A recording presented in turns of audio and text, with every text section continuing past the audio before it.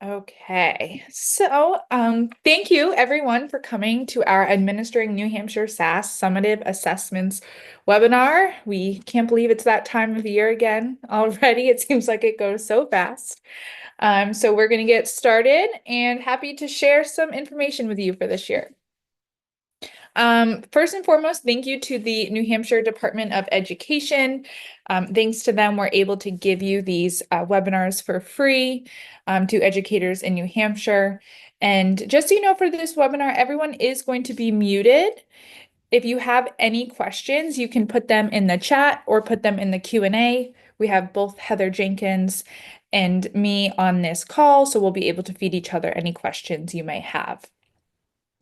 Just so you know, we will be sending an email that will come in the next few days. We say tomorrow, but really it's in probably 2 to 3 days. That's going to have a link to the PD certificate. It's going to have a recording of this webinar.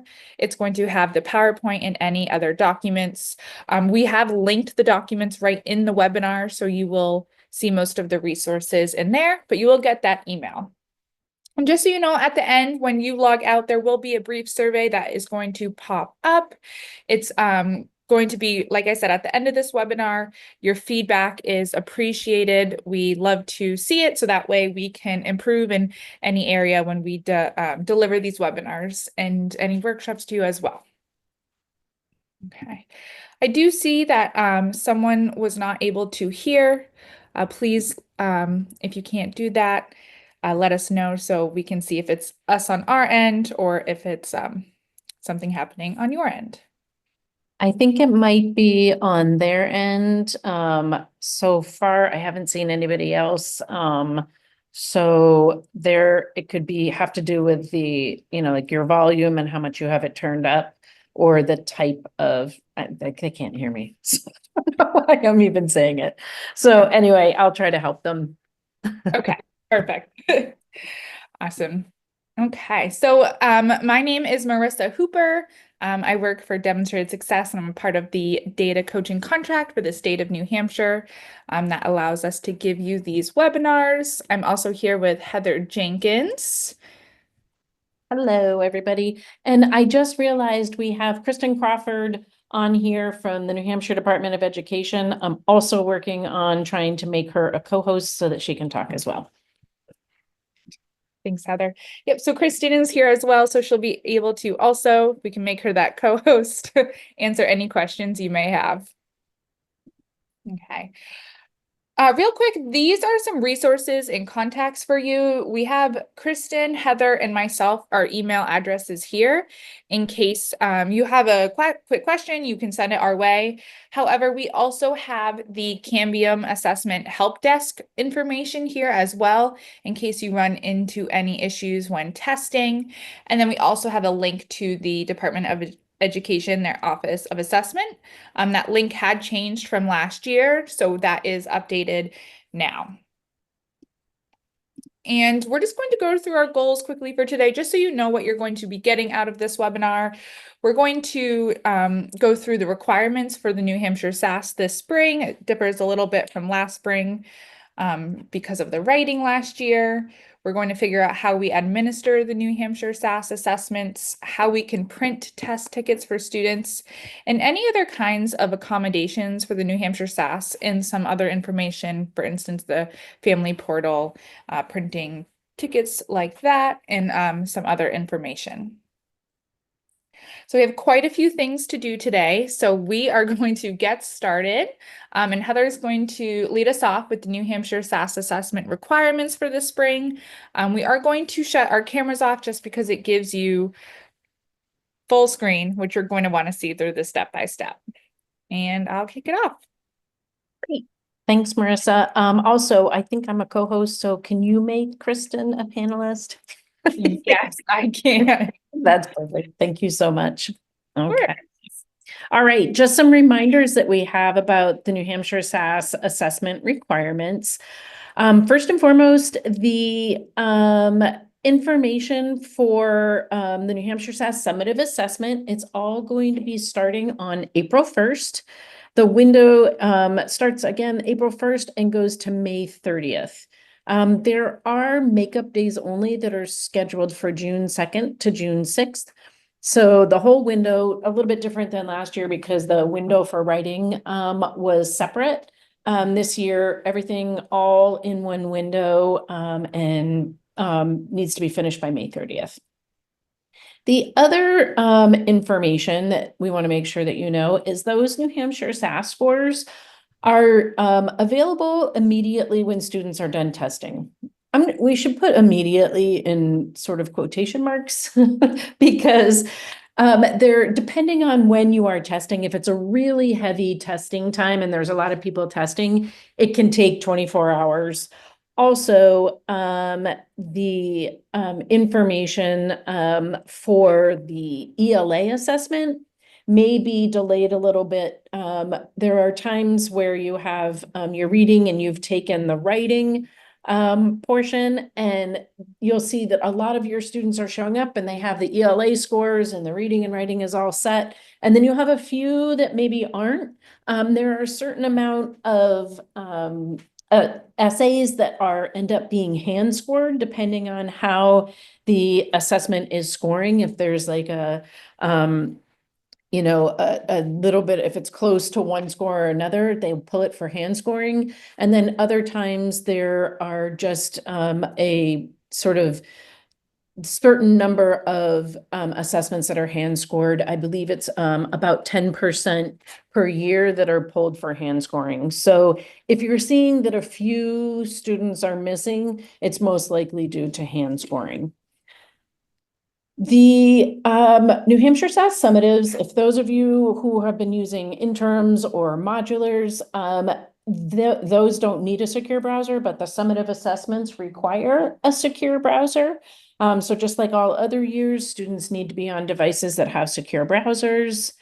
And this is an assessment that you have to proctor. For those who are well-versed in using the modular assessment, specifically, there's an at-home assignment option, but it's not available for the summatives, mostly because of the secure browser, and they have to be right in school and right in front of you. So the writing guidance, this is something that the department wants to make sure that everybody knows about, specifically about writing. So one of the things over the past few years that have been, the department looks at a lot of the different information about the tests and the writing test specifically and how long some students are taking to be able to complete the assessment. What the guidance is that they're encouraging the writing assessment to be in a single test session, much like ELA and math. So rather than some of the guidance that maybe was given, in the past, or even I've worked with a lot of sites where people were hoping to do this over multiple days. They want the assessment whenever possible to be done in a single test session. Obviously students can take breaks just like other test sessions. So if they're need to take a break or need a little bit of time, that's fine. Basically the thought process upon this is we want everything to be done, and the department wants everything to be done within a single section because of the security of the test. I don't think that they think that a lot of people are, kids are walking around and, talking about what they're writing and overnight doing things and trying to figure out, okay, how can I make my writing better overnight? There's probably very few of those students. But it is just much like the other assessments, because it's a single item. They want to, as much as possible, to not encourage students to take them over multiple days. Also, we want fair and consistent testing environments.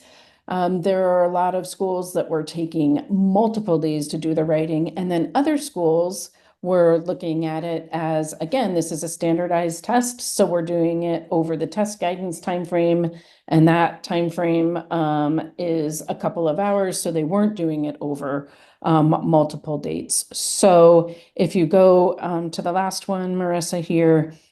So obviously we want to make sure that you know that this is not for students on IEPs or 504s. Obviously, they get additional time. But to have it be consistent, and this is a standardized test, they want to try to standardize the amount of time that students are taking on the writing assessment. I see some things popping up, Marissa. Let me know if there's anything that we need to answer. Yeah, just a few, just because I know that this has definitely been something that there have been questions about. One question is, do you find that schools encourage first drafts and final drafts for the writing, and how long of a session is encouraged within the 1 day? The second question, how long of a session is encouraged within the 1 day? We do have for each subject area the times for that. So, Heather, if you have any ideas of the first drafts or final drafts of the writing, if you find schools that are encouraging that. I think now, the encouragement, and Kristen's here, so she can correct me if I'm wrong. I don't think they're thinking to do drafts at all. I think that the writing assessment is based on a standard time frame, and for students to have, like the 2 hours or whatever it is for the writing portion of it, and to be done within that couple of hours. So I'm not sure that drafting different, versions of the writing is necessarily something that's going to be encouraged. But Kristen, I saw you unmuted, so. I did. Thank you. Hi, everybody. So yeah, I was actually just gonna put the answers in the chat, but I guess I can just address the questions here. So to Lori, to your questions about the length of the sessions and the drafts, the SAS is designed, the writing session is designed to be an on-demand task. So we are not expecting a full first draft and then revisions and a final draft. It is an on-demand task. That said, students are welcome to use blank scrap paper if they want, to take notes, or they can use what's in the Cambium system, the embedded scrap paper as well. And tying into the SAT to Laura's question as well about, can they go back later? So the average time that students are taking, it's just over an hour.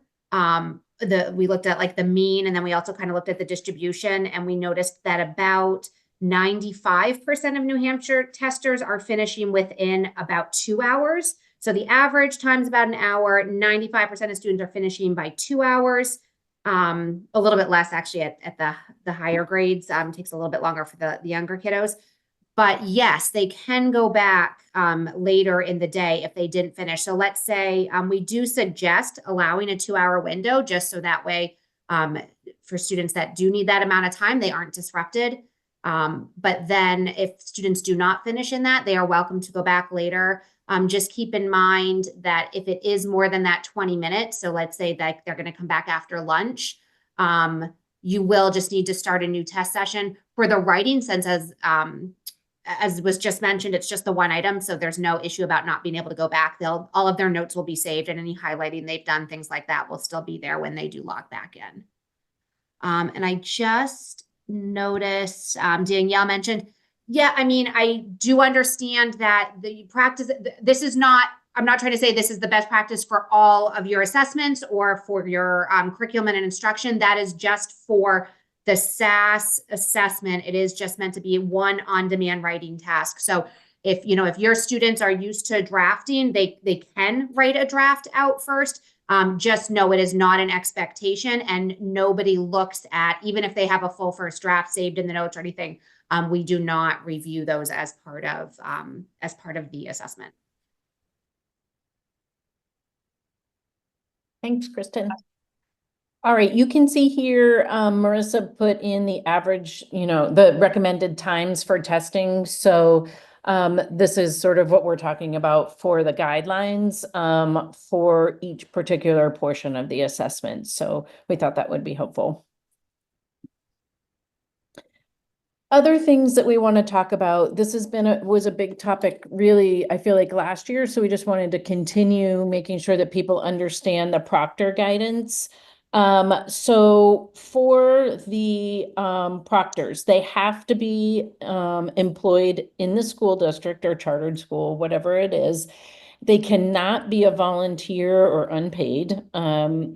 They have to hold a current New Hampshire credential. So it could either be beginning educator, experienced paraprofessionals. Any of these here are applicable to be able to proctor an assessment. And then they have to take the certification before doing administering the assessment. So that online test administration certification. And they have to sign a copy of the test security assurances for proctors. All that is kept on file at the school districts. You keep the file, and then if anybody ever asks, you've got your file. In addition, for proctor guidance, these are some of yep, you can go ahead. Some of the questions that we had, and make sure that, like, a credentialed employee, this is what it means. So these are just all of the folks that fall into that particular credentialed experience. And then the big thing is that we were finding here is that we obviously can't have volunteers. And then the big one last year was this no temporary substitutes. So if you have somebody that's doing, filling in for somebody like a short-term sub, you have to make sure that they have one of these credentials to be able to proctor the assessment. We do have a few questions about both, if these two scenarios are a credential holder. Kristen, I'm not sure if you're able to respond to those in the chat. If not, we can respond here, or if you want to respond out loud, Kristen, as well, instead of writing in the chat. Yeah, I'm not sure if it's on the next slide or not, but we do have a documentation. I'll drop a link in the chat. We have a form that if you do request to have somebody who is not licensed or meets these criteria to proctor, it's a waiver for a non-certified person to proctor. So let me drop the link to that in the chat. I believe last year there was only one waiver that came in that we weren't able to allow that person to proctor. So most of the waivers that we get, we do.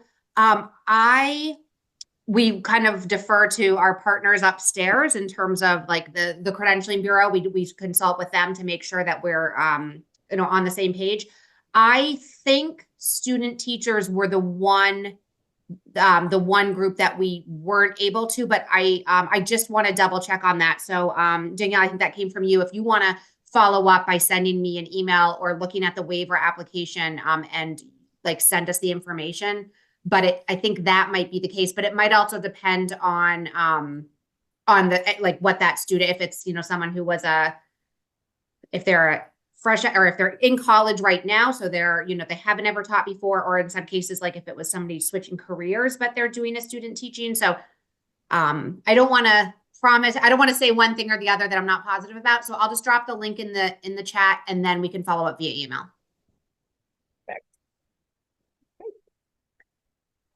All right. So when we're talking about the test administration certification, so this is required for all educators who are proctoring assessments. So anybody who's going to proctor, you need to do this. If you are somebody who's done the interms or does the modular assessments, and you've already done your test administration certification for this school year, you don't have to take it again. So it's once per school year. That's all you need to know here to be able to get to it here. If you just type in New Hampshire SAS in your on Google or whatever your search engine is, it will come up with this, but this is the actual link to be able to get to the Cambium portal. Up at the top, you'd see this test administration here. And then within that, there's this test administration certification. You can always take a look at this. If you're not sure, you just log right in. If you just go back to that one last time. Okay. This here, the big part about this is underneath the secure login. First time login this school year, they're going to send you a code and be able to give you a new password and everything for this year if this is the first time you're logging in. Sometimes it goes to your spam, so that's the only thing I want to just make sure everybody's aware of. You'll need to take a look at that, but as long as you've logged in before, you can go right to that secure login. And then what will happen is, if you've already taken this, it will pop up a screen saying retake the test administration certification, or it will come right to this screen here and you'll be able to start the administration certification process. It's pretty similar. Last year, there were a few changes to it. And so it takes about 20, 25 minutes to be able to finish. So you just want to make sure that folks have taken that before they try to administer any of the summatives, or else it won't let them log in to administer.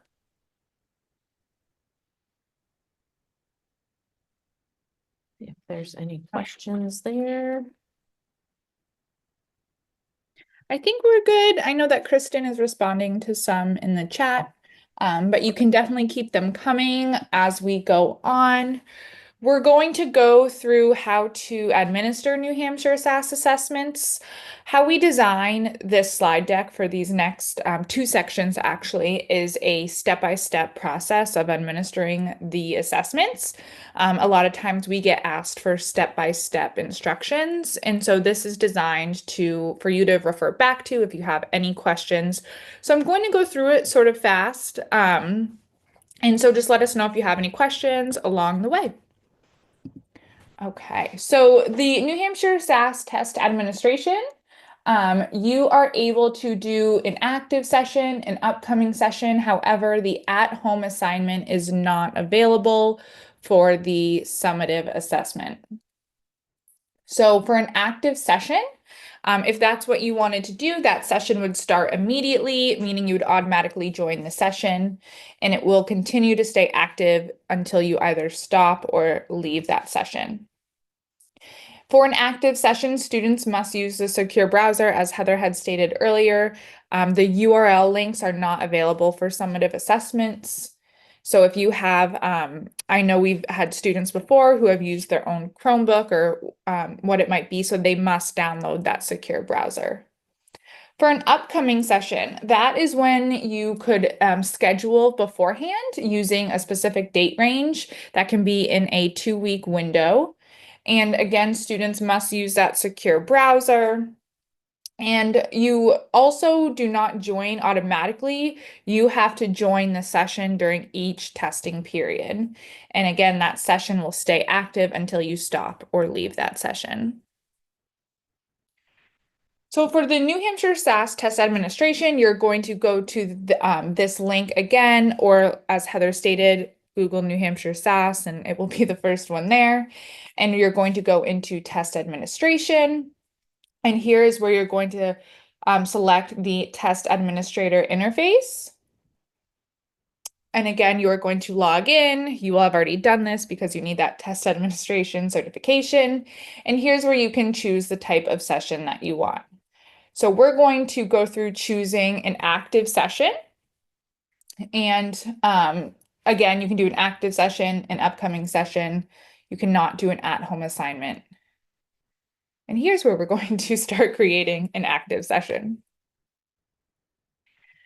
What you will do is for this tab, you're going to start a new session now, and you will have the choice of ELA, math, or science. And I'm going to give an ELA example. So once you choose ELA, this is what's going to pop up. This is sort of a little bit further into choosing a few things. This is where if we wanted to choose the grade 5 reading assessment, we're going to choose the summative because you'll have the option of choosing summative, interims, modulars. So we want to make sure we're choosing the summative, we're choosing grade 5, and we're choosing reading. You want to make sure that you're hitting the plus sign because if you just hit the box, it's going to choose everything. All assessments will be selected. So this is how we can choose a summative grade 5 reading. And you will see the session right to the right here. And that's how you can know that you've chosen the correct assessment. And then you can start that live session. So when you create an active session, you will automatically join the session. It will bring you right here when you had clicked start session. And so what you will need to give to students is this session ID right here up at the top. This is for students. All students will have had a test ticket. In the next session, we're going to tell you how you can print those off, but they will need this test ticket in order to join that session, and this is a sample test ticket. They will need to know the spelling of their first name as it is in the system, along with their SSID number. A lot of times when students have trouble logging in, sometimes their first name is spelled incorrectly. I find that that's the biggest reason why. So just making sure they're putting in exactly what's on their test ticket. When they get to the secure browser, they're going to put their first name in, their student ID, and then also that live session ID that we had circled in the screenshot beforehand, all in these areas, and then they'll sign in. They're going to get prompted with this message, making sure that this is really them with their first name, their grade, their SSID number, and their school. And they will click yes if it is, in fact, all the correct information. If you choose just one assessment, they're only going to get the option for that assessment. So here they can see this summative ELA reading grade 5. So they will click, this does say interim. That is because we are not able to access the summative assessments yet, but this would be for a summative. And they will get this waiting for approval screen here. And so on your end, you will get the approvals here that you will have to choose. And once you approve the students, you will be able to begin the testing process. Students will be prompted to test their sound and video before starting the assessment. In order to stop an active session as a teacher, back to this screen here, you will able to hit stop session here, and then it will prompt you. If you really want to stop the session, you can press OK or cancel, and you can press OK. Any questions on administering the New Hampshire SAS? I see that. Is it necessary for us to document / keep track of the session IDs after each testing session? It is sometimes, if you are here, you'll have the list of students, you know, how long it took for them to test. You can definitely print it. You can see that there's a printing option right here. I do not think it's necessary. Kristen, please correct me if I'm wrong. But you don't need to keep track of the session IDs. If you want to start a new session, it's going to prompt a new session ID. Yeah, the only time I can say that you would want to keep track of that is for the next scenario, which is the, upcoming session if it's a certain amount of time. Yeah, and the only thing I will say is if you ever do experience an issue with a student, like if an accommodation isn't working or something's not rendering, these are, these issues happen very infrequently. But if you ever did, it would be helpful to have that session ID. Just that way the folks on the vendor side can troubleshoot it a little bit easier. But other than that, there's no need to keep them. Perfect. I see a few more questions. Once the window opens, can we still do practice tests? I believe they're open all year round, even after the summative window is closed. Yes, you can do the practice tests are public facing, and those can be done any time of year. You can still also do modulars as practice. One word of warning, because we did a year ago, actually it was almost 2 years ago at this point, a teacher was trying to give her third graders a practice test so they could see the interface and accidentally gave them the summative instead. If something like that, it's very rare. It has happened once in the last 2 years, but if something like that does happen, let us know and, reach right out to us if something like that should ever happen at a school you're at. But yes, we do keep those windows open for that very purpose. If, especially if you have students that are new to SAS testing, it might be helpful if they see the platform and the interface and all that before their testing day. Perfect. And then the last thing, Kristen, I see a question about the secure browser. Do you know if there's been any updates to that? The last update was, I thought in the fall, summer fall timeframe. You know what? Let me double check on Cambium's website when that was done. I'll put a link to where in the SAS portal that notification was. Yes, but there was one since last year's testing. And I know because I had trouble doing some of the stuff in the UAT environment because my own version was not updated yet. So, so we all have to do that update. So yeah, let me find out. I'll put it in the chat. And I think I saw a question too. If I'm sorry, do you mind if I just respond to another question I noticed Of in the chat? course. There was, if somebody needs a break that's longer than 20 minutes, you will be able, they can take a break longer than 20 minutes as a proctor will be able to get them back into testing.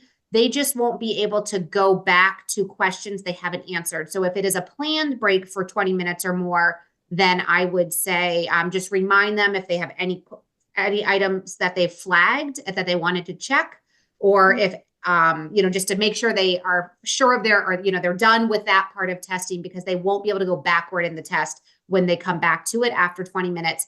If you ever have an unplanned break of 20 minutes, somebody needs to run, they go to the bathroom. It turns out the child is throwing up in the bathroom and they're sick and they go home. We do have a way to reopen it. You would just have to submit an appeal. So I don't know if that's part of this slide deck. If not, we can chat about it at the end. We can show you how to do that. Okay. And also a part of that, if they did want to use the restroom outside of that 20-minute break, like, yes, if they're leaving their computer, you do want to pause their test. What you'll see is, you can't see it here again because we're not able to choose the summative assessment. You're going to have on this page a list of students with the question number that they're on. And right next to that, probably somewhere in this range of my mouse, there's a pause button next to each student. So you're able to pause their test. They are also able to pause their test on their end as well. And then, Kristen, there was one more question about the science assessment. So I don't know if you want to respond to that in the Sure. chat or here. Yeah, sorry, I just saw that one. Since administering the 11th grade science, never had so there are not, good question, because I do get that question a lot. Right now, the only listening items would be on the reading portion of the test. They keep leaving it in there in case they change and develop some items that maybe like would have some audio as part of a science, but there aren't any. So at this point, the only students that would need headphones for science would be students that maybe have like a text-to-speech accommodation. So yes, that is a great question. But as of right now, as of this year, there are not science prompts or items that have a listing component. Awesome. Thank you, Kristen. Okay. All right. Next, we're going to quickly go through an upcoming session. So here, you'll choose that tab. It will turn pink and you will hit schedule a session. And here's where you can change, you can create that 2-week window for a start date and an end date. There will be a calendar that pops up, and you can again choose up to 14 days. So I had chosen the 1st through the 3rd of May, and you're going to hit next, and again, choose the assessment. So if we're doing ELA, again, we're doing grade 5 reading. We're going to use that plus sign. We do not want to forget, just like I think it was Kristen or Heather. I think Kristen had said they accidentally had given the summative when they wanted to do a practice test. You can accidentally give more than one. So you want to make sure that you're just clicking the assessment you want. And again, it will be displayed to the right, so you make sure you have the right one. And it's going to have you enter a session name. And so you can name it grade 5 ELA summative, or you can really name it whatever you would like, so you remember which one it is. And then you will save that session. What it will do is we'll give you the session information. You can see that it has the session ID right here. It also has a link you can share with them. But just a reminder that for summative assessments, you cannot use this URL. So an error will occur if they try to log in. And when you have the upcoming sessions, once you've created it, it will show up here in your upcoming sessions. You can see grade 5 ELA summative assessment. It gives you that session ID to the left.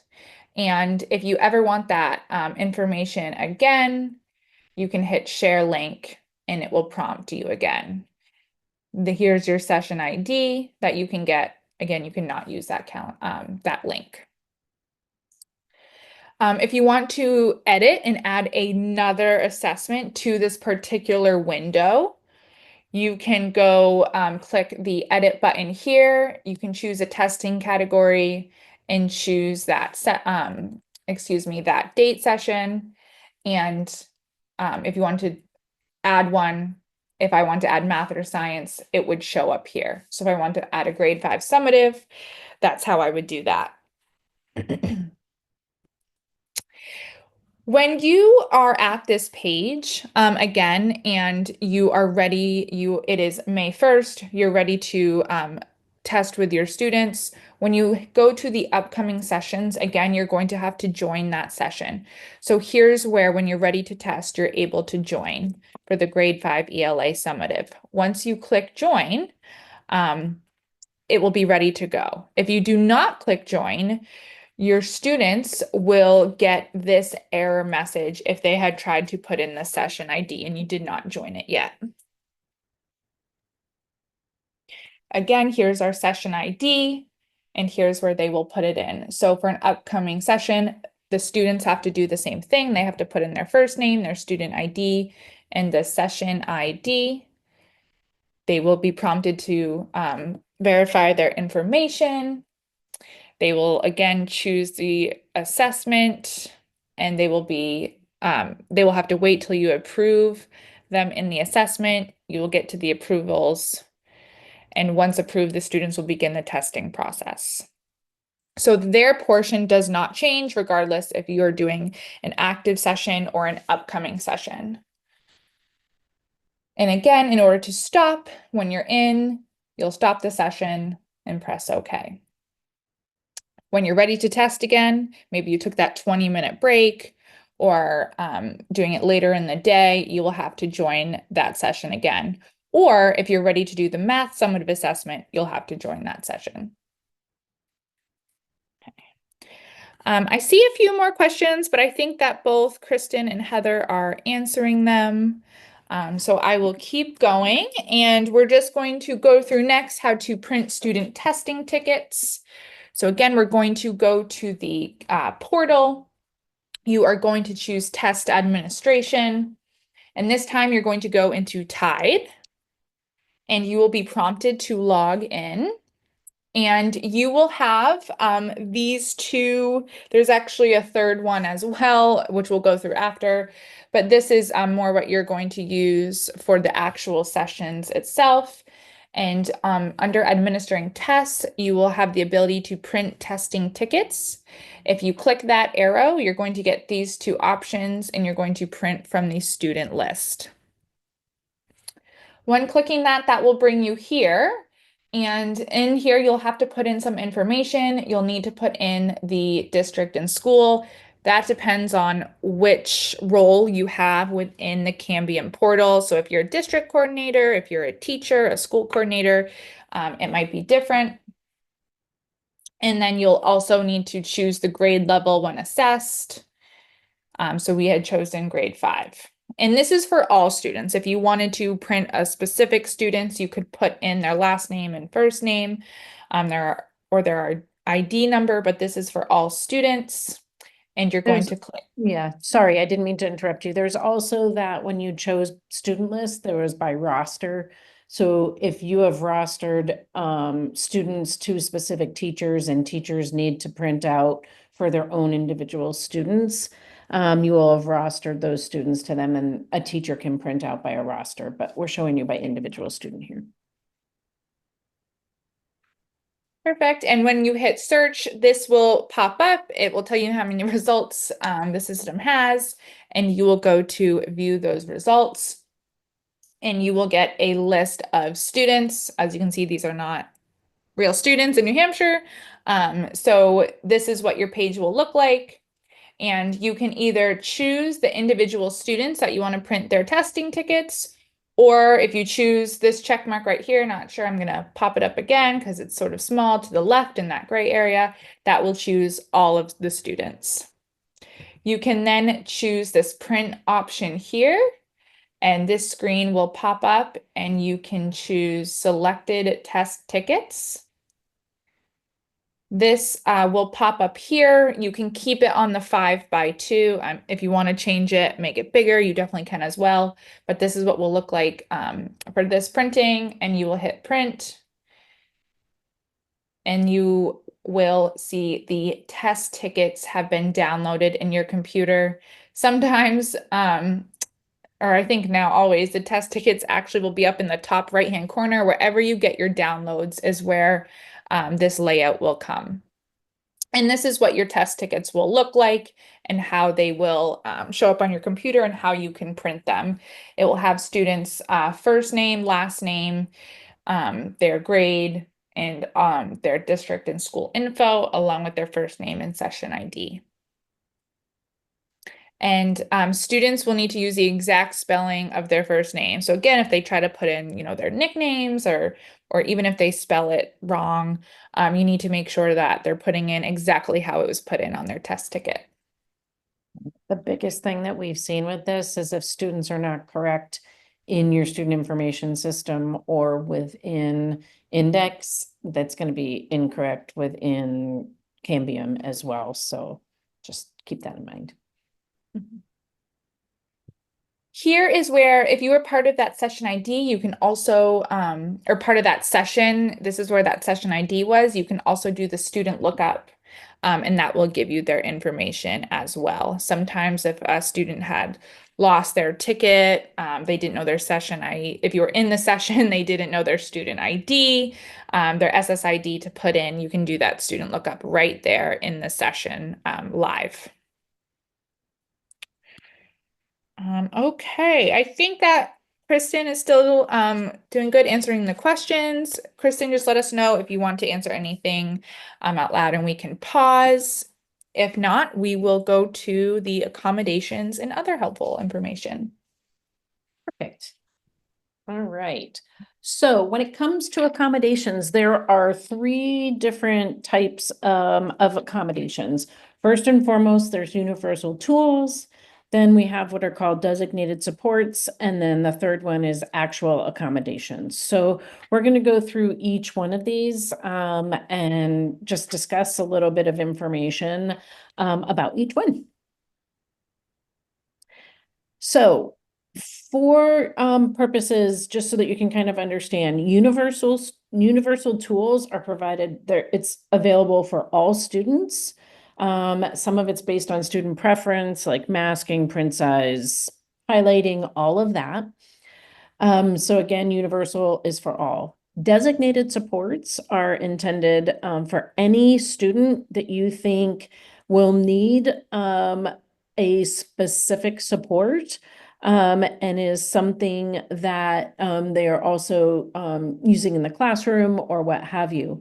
This designated support needs to be approved by your principal or school administrator, and it also needs consent from the parent. Again, when we're looking at designated supports, these are for students, again, that are using these types of things in the classroom. Accommodations are for those students who have an active IEP or a 504 plan, and those particular accommodations need to be included in their IEP. And it needs to be specified within their IEP that they are need these specific accommodations. Again, those are also used throughout the year. When it comes to universal tools, some things that I want to just make sure that you're aware of is some of them have to do with accessibility features. different components within there. And they are also can be a non-embedded tool. For universal tools, it's for all students again. And there is a document that we have. The universal tools are listed. We're going to get into that on the next page after this. Just for anybody who has questions about the scores and are they going to be valid? Yes, these there's nothing indicated in the scores. No scores change based on the universal tools available. So these are the embedded universal tools for the New Hampshire SAS.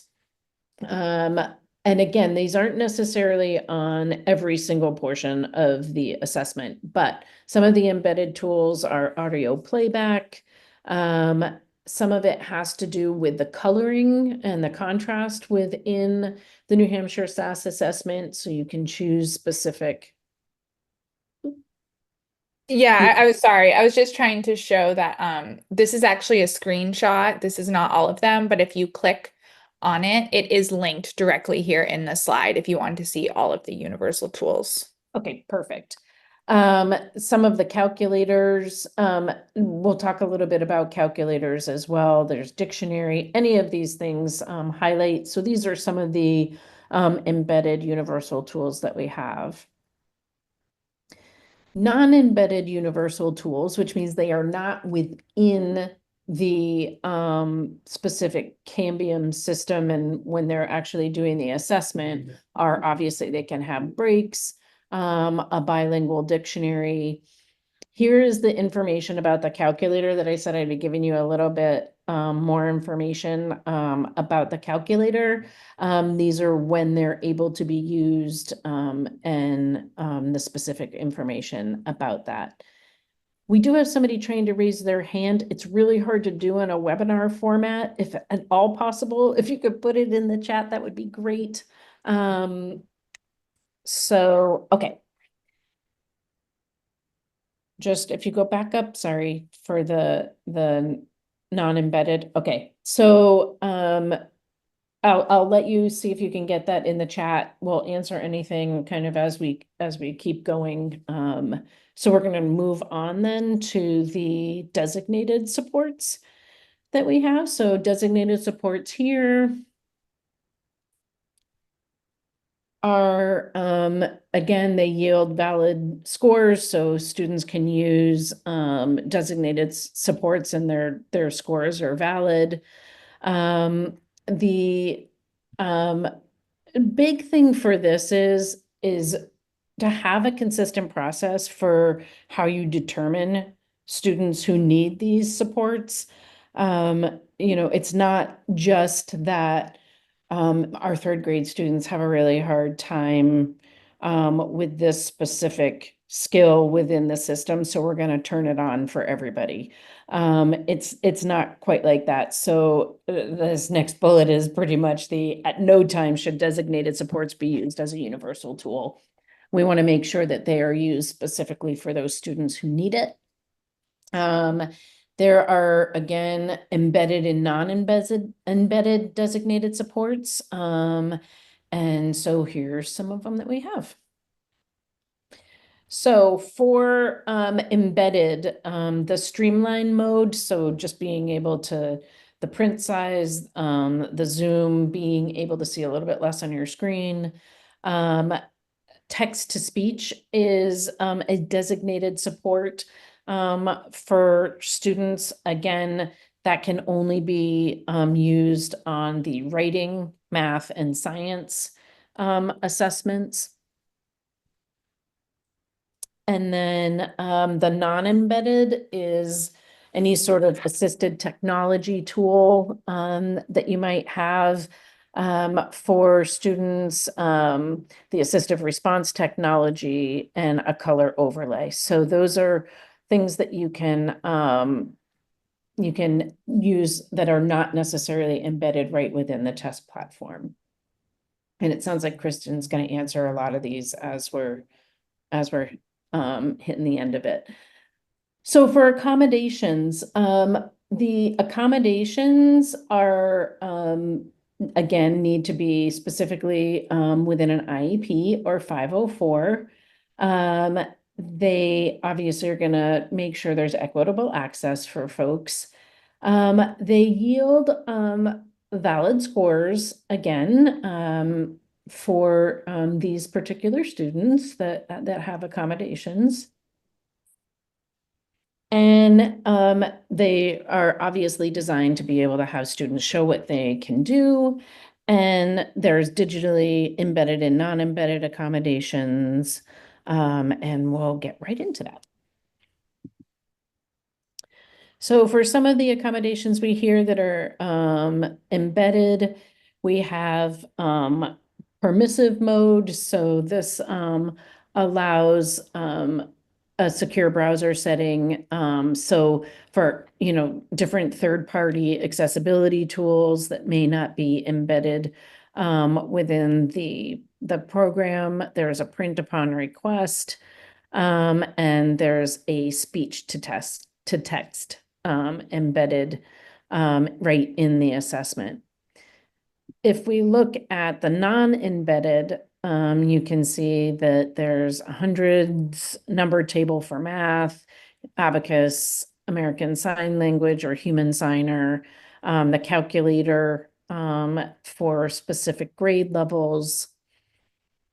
And I think there's one more. Oh, special use accommodations. So this is something that are in specific cases, a calculator and a non-calculator portion for grades 3 through 6, multiplication tables for 3 through 8, text to speech on reading, and then a read aloud for a human reader. So you need, for these special use accommodations, you need to notify the NHED, and the guidance is right here. For these special use accommodations, the scores may not be comparable to students who do not use these types of accommodations. So again, just make sure that you're contacting the New Hampshire Department of Ed and following the guidance that they have there. Do we want to, maybe we stop right there? Yeah, Krista, I was just, start yeah, entering sorry. it, because I'm seeing a ton of things pop up. Yeah, sorry. Is that okay if I interrupt real quick? And okay.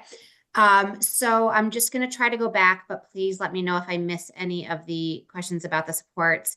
There was a question about which accommodations need to be recorded in I4C, which is a great question. There are actually it's the ones on the screen right now. So these are the 4 that they might affect.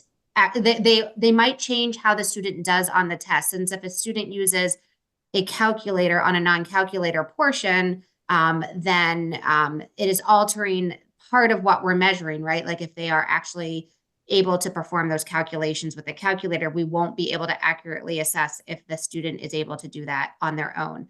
However, because that is an accommodation that's in so many students' IEPs, we wanted to have it as an option so that we could at least assess the rest of their mathematical abilities once we get beyond the calculator part of it. So the same thing with text to speech on reading. That is a special use accommodation that will read the passages and all the questions to the student. So that is the only text to speech that needs to be entered into I4C if a student's going to be using it. And I'm sorry, I should sort of back up a moment, because a lot of folks that do the assessments in TIDE, they may or may not have access in I4C. And since I4C is, the use of it is changing. So if you, in the past, every school has had an I4C coordinator, but a lot of those responsibilities are moving over to the new index system, but I4C isn't going away. So it's still going to be what we're using for assessment. So your school's LSA should still have access to I4C, and they will be able to enter these special use accommodation notifications. So just these 4, the ones on the screen, using a calculator on any non-calculator portion, if they're using a multiplication table in grades 3 through 8, and if they do have that one, we have in the guide, there's a link to the approved multiplication table they can use. So it should not be one that's on your classroom wall or one that you print out from another source. It does need to be the one that's in the guide. Text to speech on reading is the only one that needs a special use accommodation. So I'll address the other subjects in just a minute.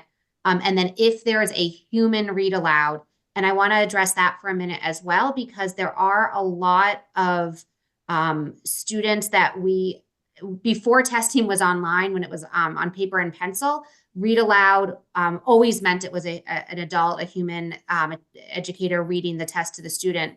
But most of the students are using text to speech in place of a human reader. So technically the term read aloud is an umbrella term that could mean either a computer text to speech or a human reader read aloud. Because of sort of the history and legacy of the way we've done it in the Cambium system, read aloud means human reader and text to speech means computer reading it. So if that's something you might need to work with your special education team to seek clarification, if it's not already clarified in the IEP which form a student needs.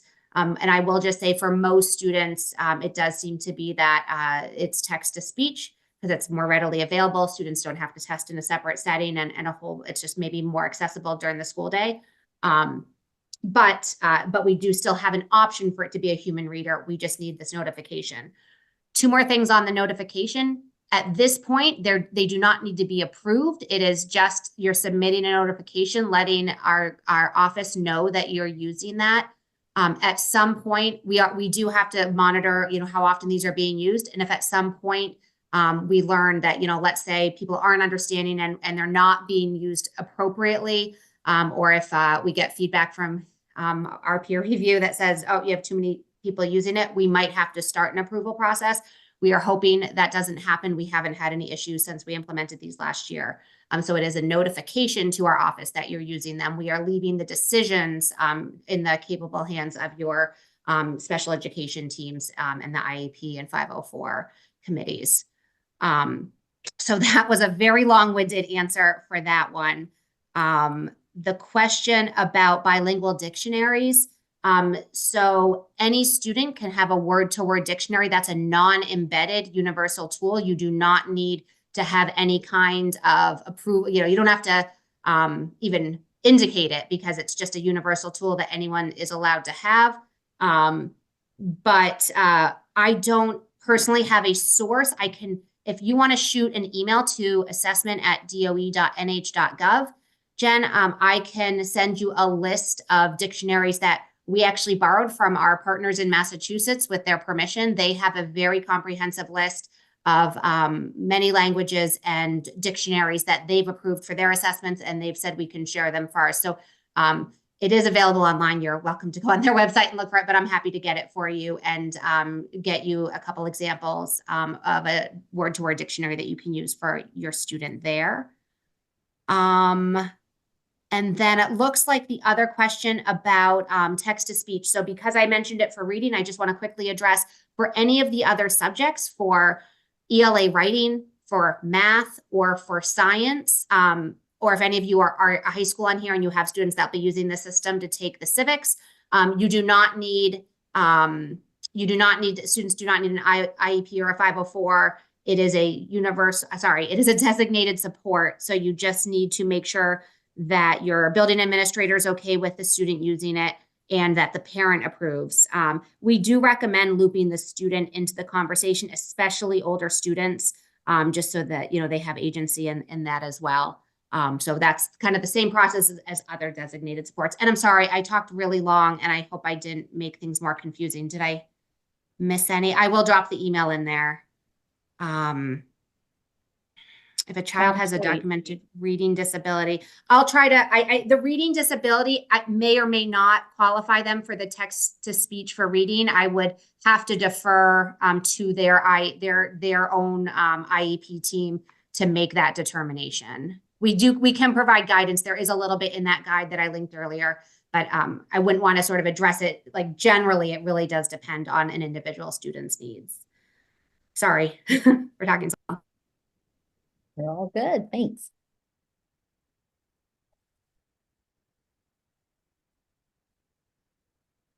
Okay, so for accommodations, as we're entering the information, there's a couple different ways you can do this. People tend to, depending on the size of your school or your district, go in for an individual student and enter the accommodations right within Tide for each individual student.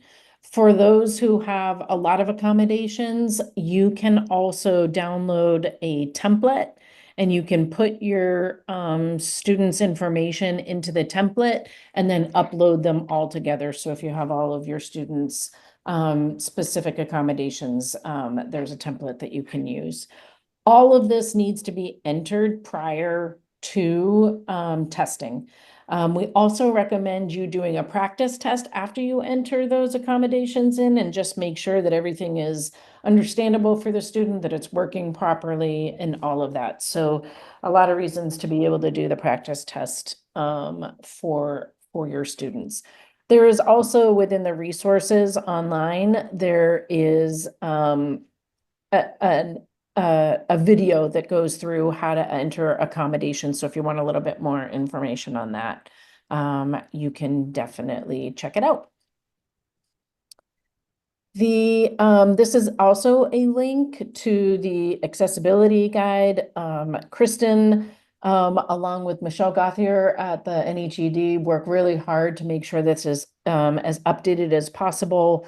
It has a lot of explanations in there.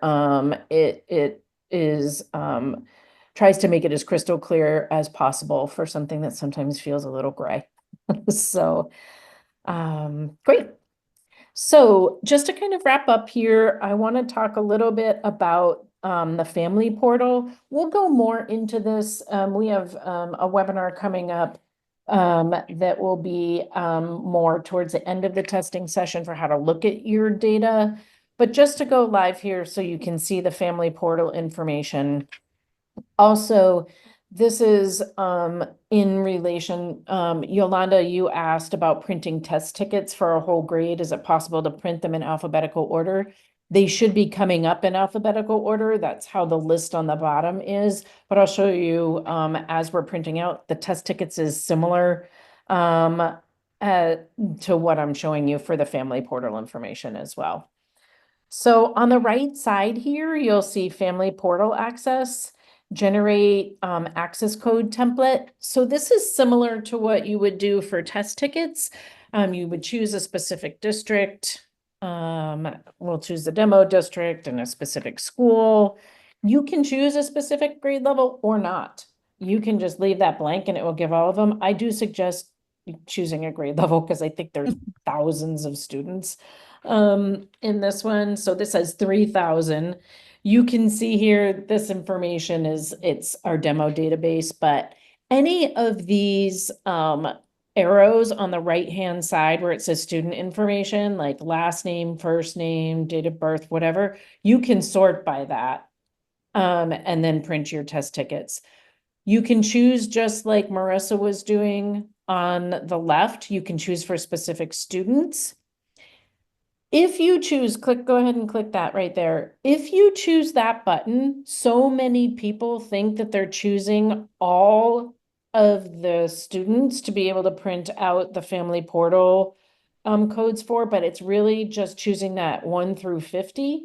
If you want all of the test tickets to be chosen, you can see where you have, if you hit the print button over on the left-hand side, you can say selected or all students, right?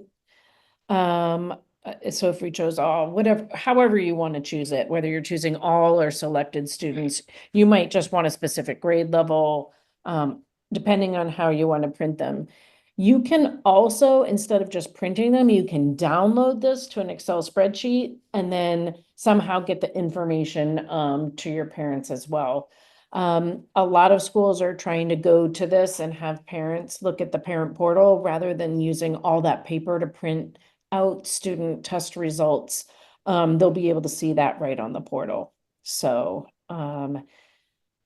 that's a little bit of information about the family portal. And then the last thing we wanted to just make sure you knew about was For translated languages for the family portal, so the family portal will open up right in April. As soon as the test window opens, it opens up and parents can look, depending on when their students are finished in the assessment, they could go look on that family portal. There are translated languages that won't be available until a little bit later in April. They're a little behind on the Cambium side for Spanish, Portuguese, and Swahili. So those will be Swahili, available yeah. later. The other thing that we just wanted to give you a heads up on, for those of you who are used to going in and looking at the data for your students as soon as you're done, this year the department has decided to put back in the state data.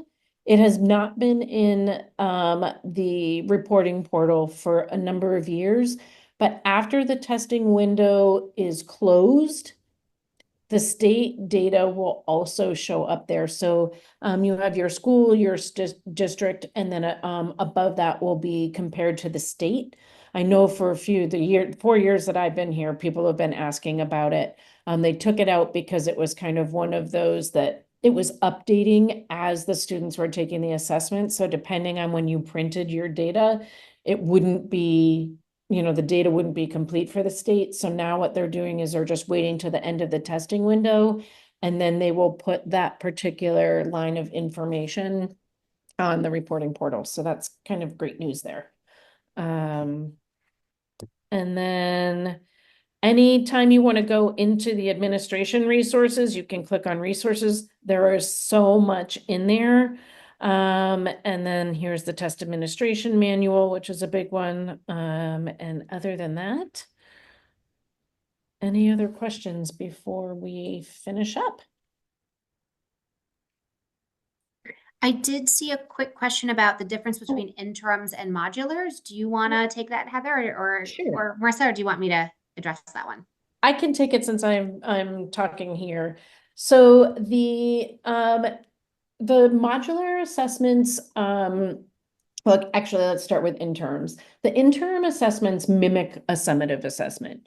So since we're talking about summatives right now, the summatives, if we use math is a perfect example. Math, depending on your grade level, it has questions about all the different domains of math. So if you're talking about third grade, you're going to have operations and algebraic thinking, you're going to have numbers and operations fractions, number and operations base 10, measurement data, and geometry. So that interim assessment for math is going to be a full assessment. It's probably about 32 to 35 questions, and it mimics the summative. The summative takes a little bit longer than an interim, only because there's field test items in there that are kind of mixed in, so they tend to take just a little bit longer. So it's a very comprehensive assessment. That's the interim. The modulars are something that if you are looking at, let's say you just finished a numbers and operations fractions unit, you could take, it's an 8 to 12 question modular assessment that is just on that particular domain of math, and you can see just how they're doing on that particular area. So modulars tend to be something that people use throughout the year to be able to see how students are doing. Maybe they use them as a formative assessment, or, okay, I just finished teaching that. Let's see where students are at. So there's a couple different uses for those. Some people like to do an interim instead of the student practice test, just because you're able to see how students are doing, because it grades it automatically for you. Same thing with the modulars, but the interims are a little bit longer. Okay. And I know we're after the time and a lot of folks have had to drop off. I just want to remind folks that in addition to this webinar, my office, the Office of Assessment, is hosting office hours. I'll drop the link and the times in the chat here. It's Wednesdays. I think it's the next like 5 or 6 Wednesdays from 3 to 4. So I will, I'll just drop the Zoom, sorry, it's a Microsoft Teams. So I'll drop the Teams chat here. So anyone that wants to join tomorrow at 3 would be able to. Perfect. I'm gonna put that also, Kristen, at the end of this. Oh, perfect. And great. so that when you all get access to this, you'll have the links right to that, so. Great. This is also, we have in our slide deck here, if you want to sign up for the NHED newsletters that they send out to be up to date on information, you can click this link and then you're able to put in your information here and sign up for that newsletter. And then lastly, we do have this survey that's going to pop up when you log out.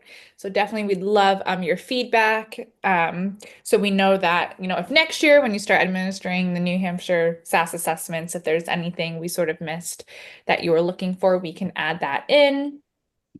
And if you have any specific questions that either Kristen, Heather, or myself was not able to answer today, please send any of us an email, and we will be happy to help you for any questions that you do have. And we want to thank you for coming today, and we want to wish you good luck in the testing season, and we hope for some nice weather to bring your kids outside for a nice break. Thank you, everybody.